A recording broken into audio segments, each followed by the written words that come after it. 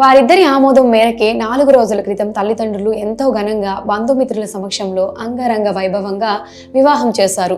నిండు నూరేళ్లు పిల్లా పాపలతో వర్ధిల్లాలని పెళ్లికి వచ్చిన వారంతా ఆ జంటను ఆశీర్వదించారు. ఎలాంటి పరిస్థితులు ఎదురైనా నీ చేయి వదలను అంటూ అతడు అన్ని సమయాల్లో నీకు తోడుగా పక్కనే ఉంటానని ఆమె పెళ్లి ప్రమాణాలు చేసుకున్నారు. వివాహమై కేవలం 4 రోజులు మాత్రమే అవుతుంది. ఏం జరిగిందో తెలియదు కానీ ఆ కొత్త జంట గోదావరిలో దూకారు. భార్య గల్లంతు కాగా భర్త ఈదుకుంటూ ఒడ్డుకు వచ్చాడు.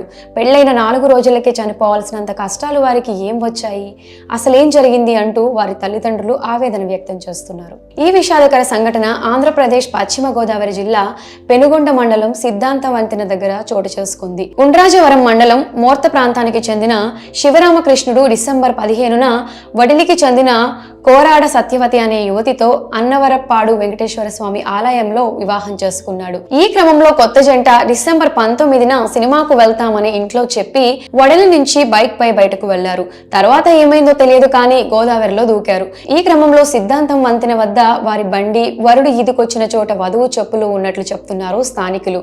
అయితే వరుడు శివరామకృష్ణ ఈదుకుంటూ ఒడ్డుకు చేరాడు. ఆ తర్వాత వెంటనే ఇరువురి కుటుంబ సభ్యులకు సమాచారం ఇచ్చాడు.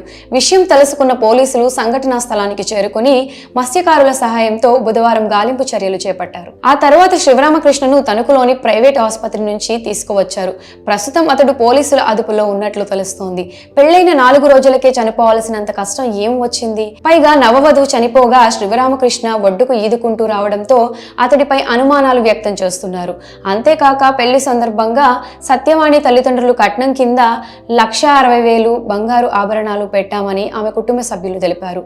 అంతేకాక శివరామకృష్ణనే తన కుమార్తెను చనిపోయేలా ప్రేరేపించి ఇతడు ఏదో నాటకం ఆడుతున్నాడని బంధుమిత్రులు ఆరోపిస్తున్నారు. ఈ క్రమంలో పోలీసులు మిస్సింగ్ కేసు నమోదు చేసుకున్నట్లు పెనుగొండ పోలీసులు తెలిపారు.